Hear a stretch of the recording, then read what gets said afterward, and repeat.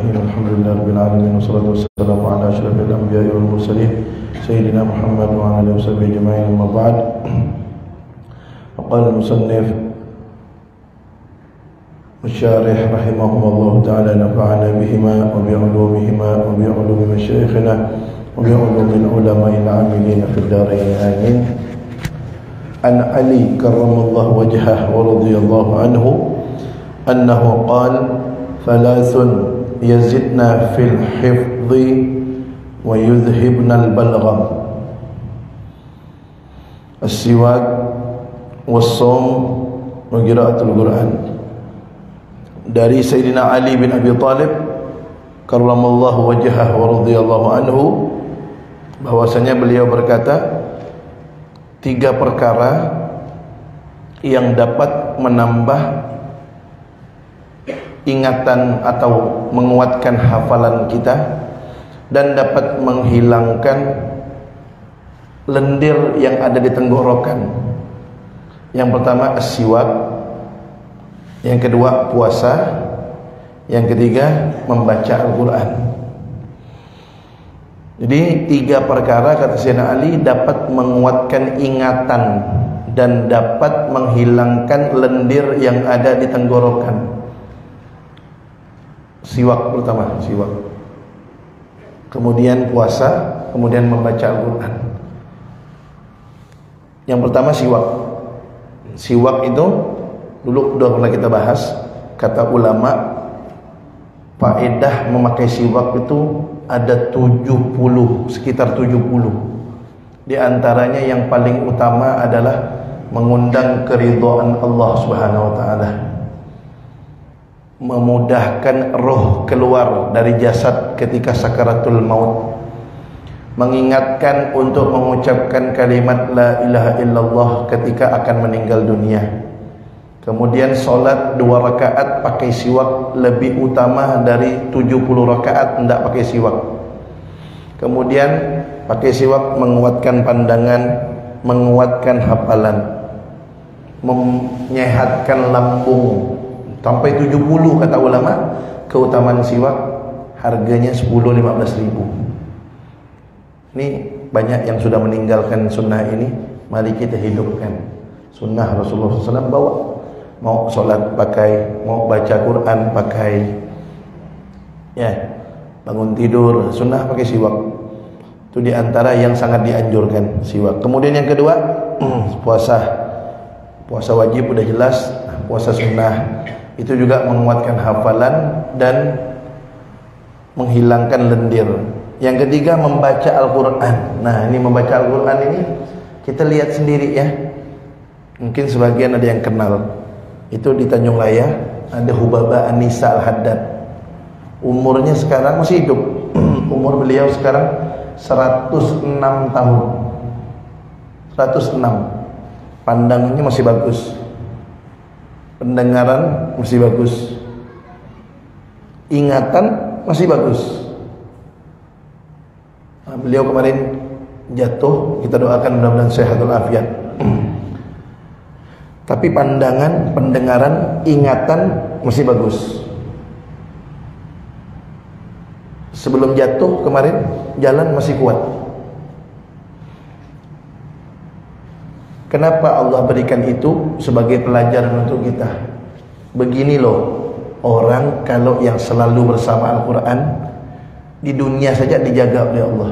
Coba bayangkan, umur 106 tahun masih ingat sama orang, masih ingat. Saya kalau ke situ ditanya, istri saya, namanya disebutkan, nama orang tua saya, ingat. Saya tinggal di mana, tahu, ingat semua, tak ada lupa. Kenapa? Berkat baca Al-Quran. Itu beliau setiap hari baca Al-Quran 5 atau 6 juz setiap hari. Kita kalau ada orang meninggal dunia, mungkin kita kirim Yasin tahlil mungkin. Ya kan biasanya begitu. Kalau ada keluarga meninggal ya, tetangga, sahabat meninggal, paling kita kirim Yasin tahlil. Beliau kalau ada keluarganya meninggal, itu beliau kirim khataman Al-Quran 6 hari. Baca 6 hari khatam, berarti 1 hari beliau baca Quran sekitar 5 juz. Dan beliau itu kebiasaannya tahajudnya jam 12 malam sampai isyraq. Umur 106 tahun, jam 12 malam udah duduk di sejadah. Dan beliau tak tidur. Habis isyraq pagi, baru istirahat. Di sekitar jam 10-an gitu, bangun sholat duha. Kalau malam jam 12 sampai isyraq tak pernah tidur di atas sejadah. Coba lihat, karena hobinya baca Al-Quran, Allah jaga ingatannya. Betul kata Sayyidina Ali, ingatannya dijaga sama Allah. Maaf, tidak pikun beliau. Bayangkan, pandangan, pendengaran semuanya masih bagus. Itu bukti nyata orang yang selalu bersama Al-Quran di dunia saja dijaga, apalagi di akhirat. Di dunia sudah dijaga dan dimuliakan oleh Allah Subhanahu wa ta'ala. Kemudian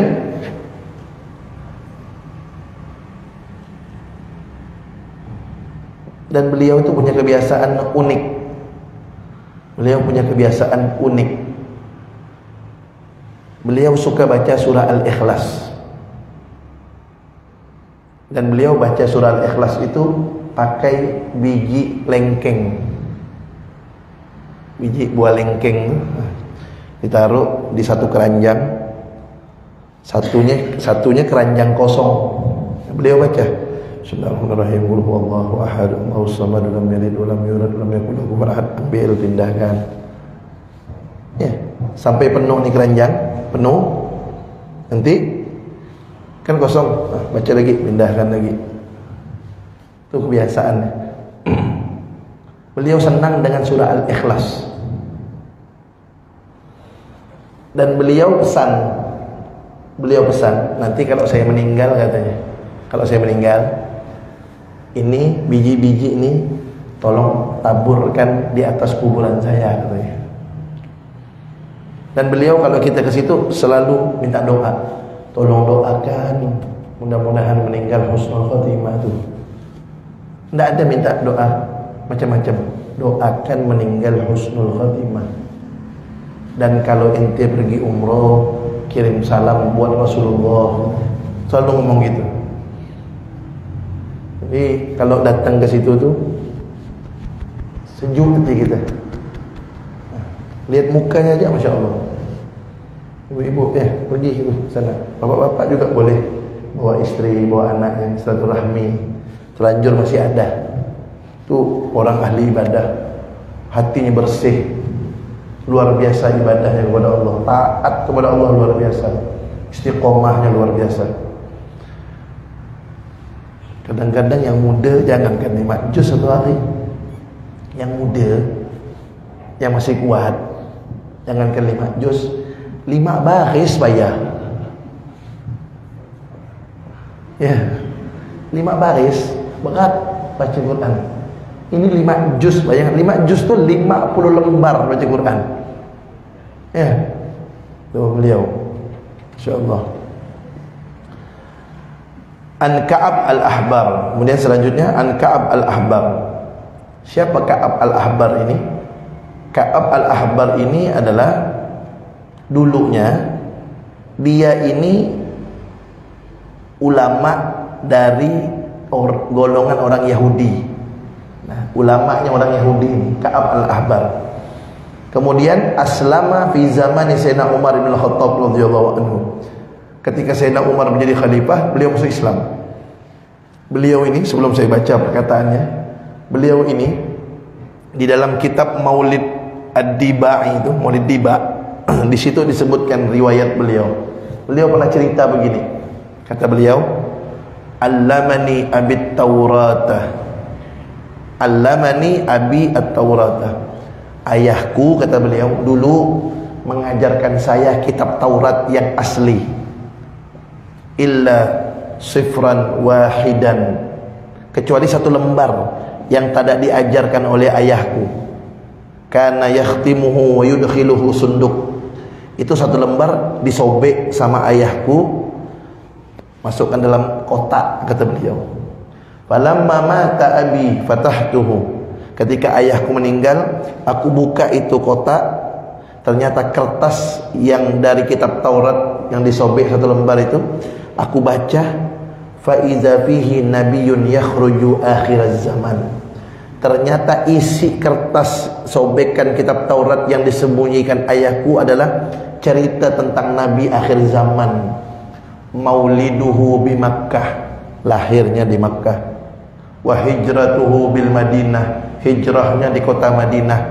Wa sultanuhu bis Syam, dan kekuasaannya sampai ke negeri Syam.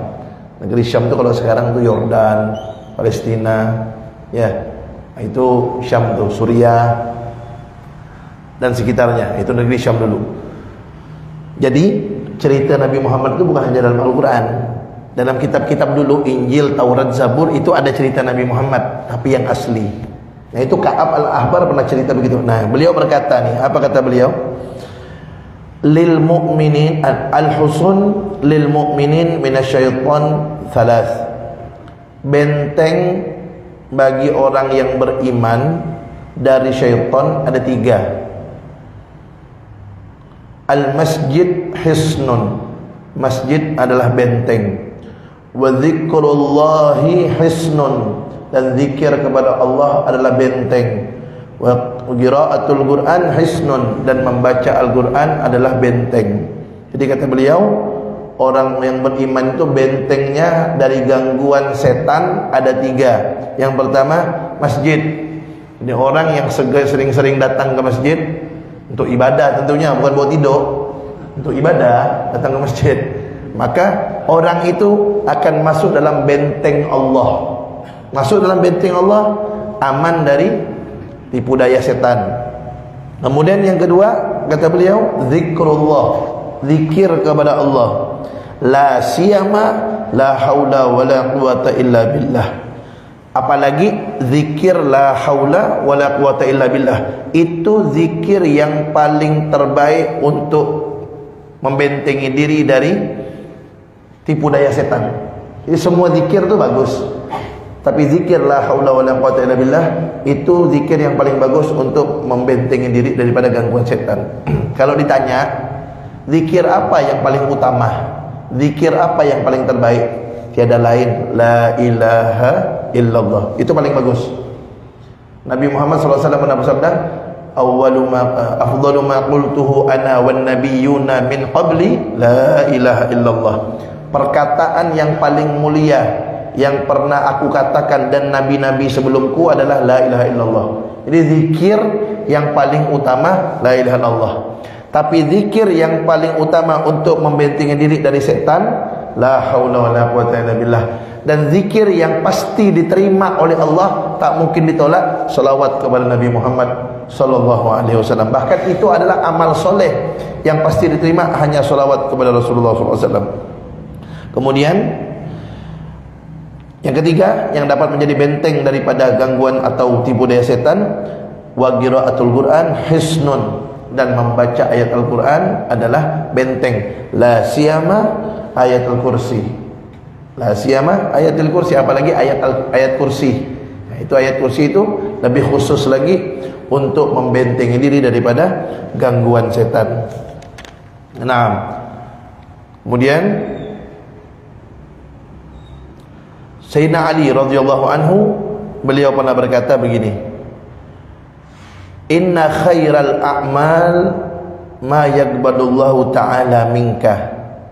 Sesungguhnya amal yang paling terbaik adalah amal yang Allah terima dari kamu. Amal yang paling baik itu yang mana? Yang Allah terima. Amal yang paling baik, memang amal yang paling bagus itu sholat 5 waktu, kemudian berbakti kepada orang tua, kemudian jihad di jalan Allah.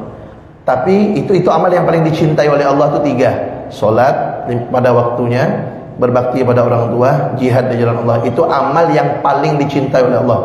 Tapi amal yang paling bagus yang mana? Yang diterima Allah. Amal sholat pun tak diterima Allah, tak ada agak bagus. Jadi amal yang paling bagus kata Sayyidina Ali, yang diterima oleh Allah Subhanahu wa taala. Bagaimana amal diterima? Ya tentunya harus dilandasi dengan ilmu agama. Kemudian kata Sayyidina Ali bin Abi Thalib, wa khairus syuhur ma tatubu fihi ila Allah taubatan nasuha. Dan sebaik-baiknya bulan adalah bulan di mana kamu pada bulan itu taubat kepada Allah Subhanahu wa taala. Yang kita tahu kan paling bagus kan bulan Ramadan. Kan gitu. Memang betul paling bagus itu bulan Ramadan. Tapi apalah bulan Ramadan kalau dalamnya kita tidak taubat kepada Allah Subhanahu wa taala. Makanya kata Sayyidina Ali, yang paling bagus tu bulan adalah bulan yang di bulan itu kamu taubat kepada Allah Subhanahu wa taala. Kemudian kata beliau, wa khairul ayyam, dan sebaik-baiknya hari kan hari Jumat. Hari yang paling baik itu hari Jumat. Tapi kata beliau, wa khairul ayyam ma yakhruju fihi minad dunya ila Allah taala mu'minan billah. Hari yang paling terbaik adalah hari di mana kamu keluar dari dunia, meninggal. Pada hari itu nyawa kamu dicabut sedangkan kamu dalam keadaan beriman kepada Allah Subhanahu wa taala. Itu adalah hari yang terbaik. Artinya nyawa kita dicabut, kita dalam keadaan husnul khatimah. Karena itu penentunya. Penentu husnul khatimah itu. Seseorang selamat atau tidaknya bukan dengan ibadahnya setiap hari, bukan. Seseorang itu dikatakan selamat atau tidak nanti tunggu dia sakaratul maut. Dicabut nyawanya husnul khatimah, dialah orang yang selamat, dialah orang yang bahagia. Kalau tidak selamat ketika dicabut dalam keadaan su'ul khatimah, na'udzubillah min dzalik, dia bukan orang yang selamat, dia bukan orang yang bahagia, dia orang yang celaka. Kenapa? Itu penentunya. Makanya tidak boleh kita itu memvonis seseorang jadi ahli neraka, tak boleh. Sekurang ajar apapun perbuatannya, tak boleh. Kecuali kalau dia memang sudah dikasih stempel oleh Allah Ta'ala. Seperti Fir'aun. Kita katakan Fir'aun tu masuk neraka, boleh, karena sudah memang stempel dari Allah. Setan, iblis terkutuk, terlaknat, masuk neraka, boleh, karena sudah ada stempel oleh Allah. Orang yang mati kafir pasti masuk neraka, itu boleh. Tapi kalau person, satu-satu orang, ada orang ngomong, ini neraka ni, tak boleh tu. Kenapa? Karena kita tidak tahu akhir umur dia. Sayyidina Umar Ibn Khattab tu kurang apa jahatnya. Dulu ngambil pedang, mau bunuh Nabi, bayangkan. Mau bunuh Nabi Sayyidina Umar tu. Tapi coba lihat, taubat, jadi mertua Nabi, jadi manusia terbaik setelah Rasul dan Sayyidina Abu Bakar. Kemudian dikubur di samping Nabi, samping Sayyidina Abu Bakar, samping Nabi. Jadi khalifah setelah Sayyidina Abu Bakar Siddiq, itu Sayyidina Umar. Orang yang termasuk salah satu dapat kabar gembira pasti masuk syurga, Sayyidina Umar salah satunya. Dulunya siapa yang tak kenal dengan Sayyidina Umar? Orang paling ditakuti. Tapi akhir umurnya baik. Fudail bin Iyad, penjahat besar, perampok besar, taubat, belajar, jadi orang alim, jadi orang soleh, jadi wali Allah. Siapa dia? Fudail bin Iyad. Makanya tidak boleh memvonis orang. Orang itu kalau sudah mati, itu penentunya selamat atau tidaknya. Dan kalau sudah mati pun, kalau sudah mati, ingat-ingat kata Nabi, uzkuru mahasina mautakum wa kufu an masawihim, kata Nabi. Uzkuru mahasina mautakum, sebutkanlah, ceritakanlah kebaikan-kebaikan orang yang meninggal di antara kalian. Wa kufu an masawihim, dan tutup, jangan ceritakan kejelekan-kejelekan orang yang meninggal di antara kalian. Jadi kalau ada orang meninggal, yang baik-baiknya ceritakan, ini orang ini Masya Allah dulu nih, ini dia suka bantu orang, ini rajin ke masjid. Yang jelek, tutup, jangan sampai dibuka. Nah, kemudian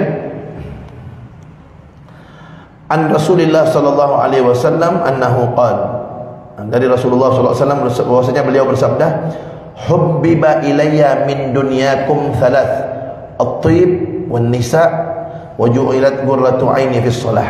Nah, diperhatikan. Kata Nabi Muhammad SAW, saya dicintakan oleh Allah. Bukan beliau yang suka ya, bukan. Beliau dijadikan suka oleh Allah, dicintakan oleh Allah kepada 3 perkara. Jadi bukan beliau yang suka. Kalau beliau yang suka, beliau akan ngomong saya suka. Tapi beliau bilang saya dijadikan suka, dijadikan cinta oleh Allah kepada 3 perkara. Yang pertama, at-tib, minyak wangi. Yang kedua, an-nisa, wanita. Yang ketiga, wa ju'ilat qurratu aini fis shalah, dan Allah jadikan aku ini tenang, senang ketika dalam solat. Yang pertama, Nabi itu suka wangi-wangian. Makanya kalau di rumah kita ingin didatangi malaikat, wangi-wangi, si minyak wangi, kasih dupa, bakar dupa di rumah tu, bakar dupa biar malaikat datang. Nabi itu suka dengan yang wangi-wangi. Yang kedua, kata Nabi, saya disukakan oleh Allah.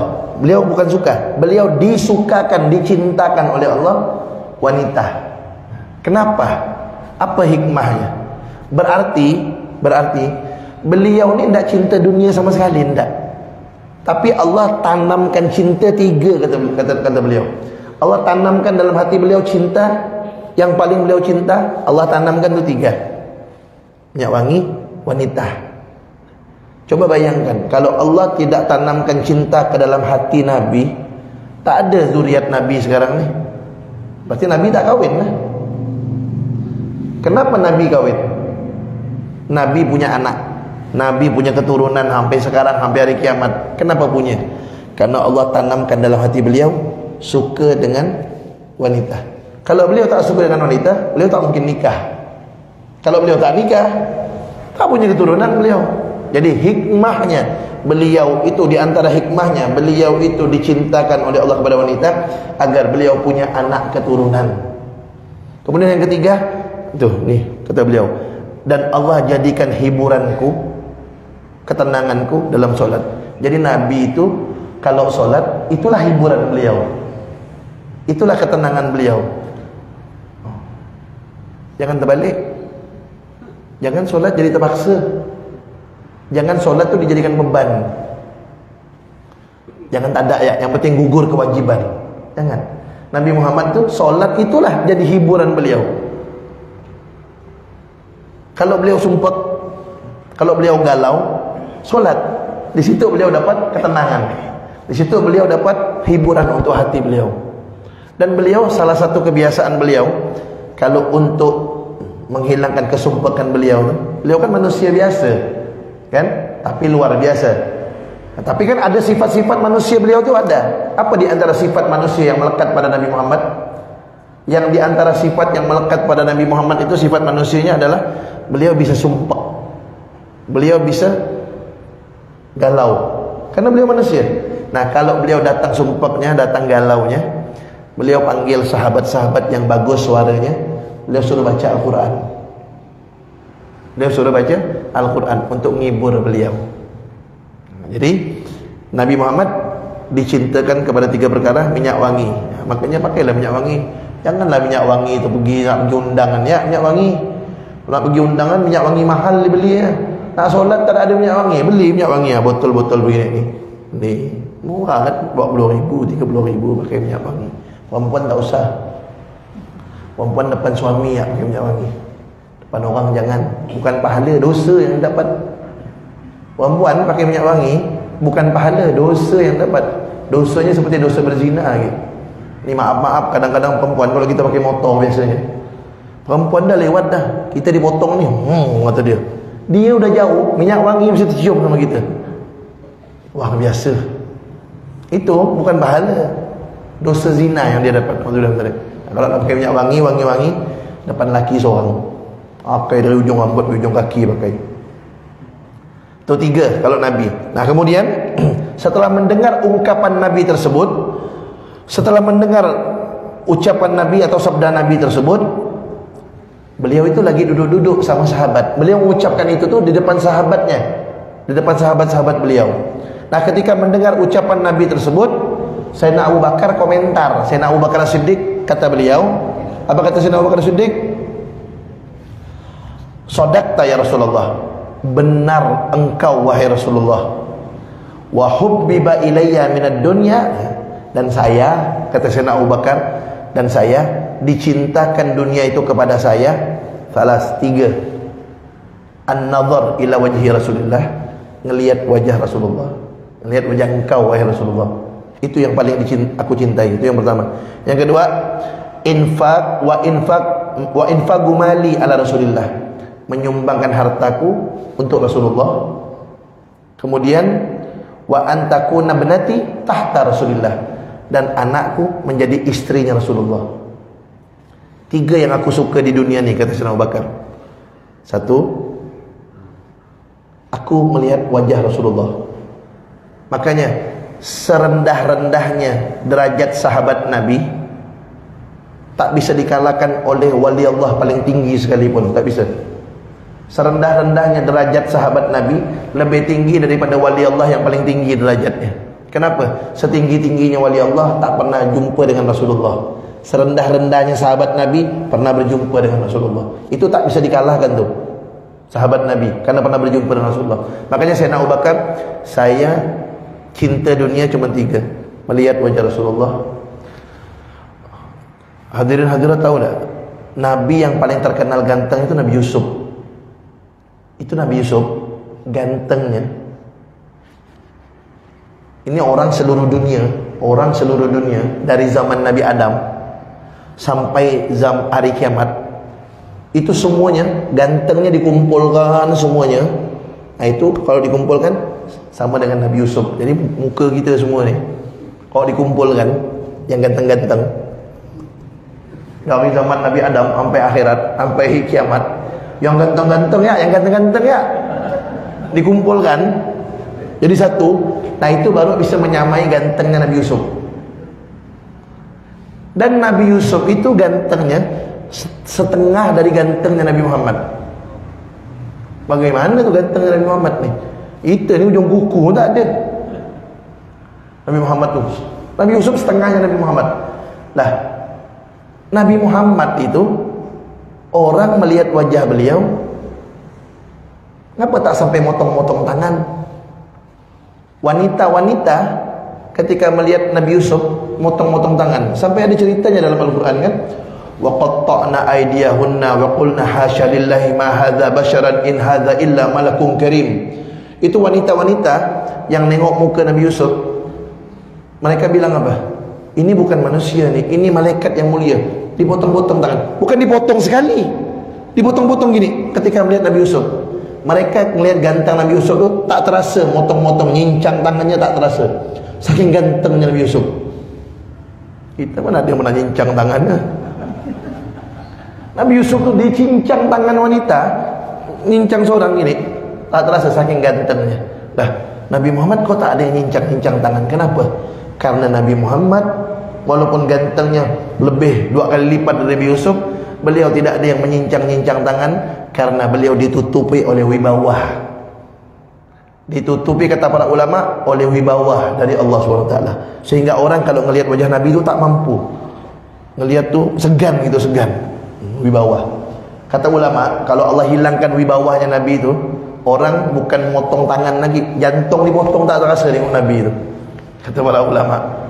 Makanya coba kita bayangkan, Nabi Yusuf saja dilihat oleh wanita, dipotong-potong tangan mereka, tak terasa ngelihat ganteng Nabi Yusuf. Bagaimana kalau ngelihat Nabi Muhammad? Makanya kita ini berharap bagaimana nanti kita meninggal dunia, Nabi Muhammad ada di samping kita. Kalau Nabi Muhammad ketika kita dicabut nyawa, Nabi Muhammad ada di samping kita, tak terasa sakitnya dicabut nyawa. Dicabut nyawa itu sakitnya seperti kata ulama, satu anggota badan ditusuk dengan pedang 70 kali di satu titik. Sakitnya dicabut nyawa itu. Ada ulama lagi yang mengatakan seperti makhluk hidup dikuliti lagi hidup-hidupnya. Sakit sakaratul maut itu sakit. Tapi kalau ada Nabi Muhammad, tidak sakit tuh, hilang sakitnya. Kenapa? Terhibur dengan indahnya Nabi Muhammad. Bayangannya gimana? Wanita memotong tangan melihat Nabi Yusuf tak sakit, apalagi ketika kita melihat Nabi Muhammad. Bagaimana caranya? Biar ketika kita meninggal dunia dihadiri Nabi Muhammad. Ada amalannya. Ada amalannya. Dibaca setiap hari 116 kali. Assalatu wassalamu alaika ya sayyidi Rasulullah, qallat hilati adrikni, salamu alaika ayuhan nabi wa rahmatullahi wa barakatuh, anna fi jahi Rasulullah sallallahu alaihi wasallam. Itu bacaan dibaca satu hari 116 kali. Ya, 116 kali. Nanti saya kirimkan bacaannya. Itu dibaca, itu kalau kita baca, duduk pakai tasbih, ambil duduk. Dah sampai 15 menit selesai. Tiap hari baca. Saya biasanya kalau baca itu lagi pakai motor tuh, lagi pakai mobil, saya baca. Salatu wassalamu alaika ya sayyidi Rasulullah, qallat hilati adrikni, assalamu alayka ayuhan nabi wa rahmatullahi wa barakatuh, anna fi jahi Rasulillah sallallahu alaihi wasallam. Itu dibaca satu hari 116 kali setiap hari.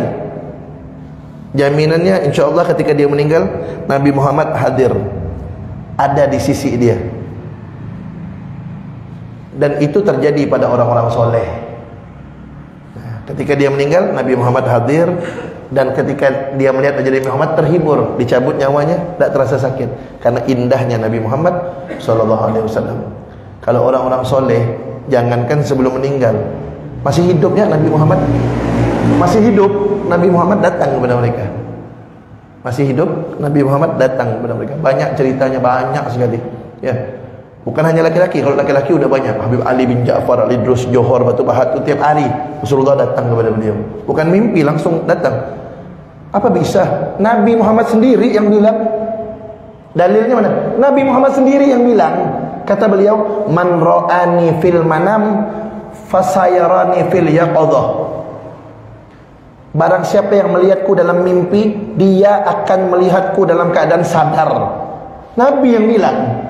Siapa yang melihatku dalam mimpinya, dia akan melihatku dalam keadaan sadar, dalam keadaan terjaga, bukan tidur. Nabi yang bilang. Itu yang satu. Yang kedua, man ra'ani fil manam faqad ra'a haqqa fa inna syaitan la yatamatsalu bi. Kata Nabi Muhammad, barang siapa yang melihatku dalam mimpi, maka dia melihat sesuatu yang benar, karena setan tak bisa menyerupai aku, kata Nabi. Jadi mimpi Nabi itu benar. Dan orang yang sudah mimpi Nabi pasti akan melihat Nabi dalam keadaan sadar sebelum dia meninggal dunia. Nabi akan datang kepada dia. Dan itulah yang terjadi banyak pada orang-orang soleh. Mudah-mudahan kita dapatkan hal tersebut sebelum kita meninggal dunia, kita melihat Nabi Muhammad SAW. Banyak cerita. Ada seorang wanita solehah dulu di Hadramut. Orang kalau pergi Hadramut, hampir semua ziarah ke kuburan wanita ini. Namanya Sultanah Az-Zabidi. Orang yang kalau ke Hadramut tanya, pasti pernah ziarah ke kuburan ini. Namanya Sultanah Az-Zabidi, seorang wanita. Beliau hidup sekitar 600 tahun yang lalu. Itu beliau 600 tahun yang lalu. Nabi Muhammad 1400 tahun yang lalu. Bukan di zaman Nabi Muhammad, bukan. Tapi beliau setiap hari didatangi Nabi Muhammad. Setiap hari. Perempuan ini. Jadi yang bisa dapat ini bukan hanya laki-laki, perempuan juga bisa. Itu beliau setiap hari didatangi Nabi Muhammad SAW. Makanya orang-orang di zaman beliau dulu tuh, kalau ragu dengan hadis, ini hadis sahih apa enggak, dia ragu. Beliau bilang ke Sultanah ini, perempuan, wahai Sultan Az-Zabidi, tolong tanya ke Rasulullah, ini hadis benar apa enggak. Karena tiap hari dia ketemu. Bayangkan, orang-orang seperti itu, pilihan-pilihan Allah SWT, hatinya bersih, rindu kepada Allah, rindu kepada Rasulullah, cinta kepada Allah, cinta kepada Rasulullah. Nah, maka dia diberikan oleh Allah hal-hal yang seperti itu. Naam. Wallahu a'lam. Udah isya.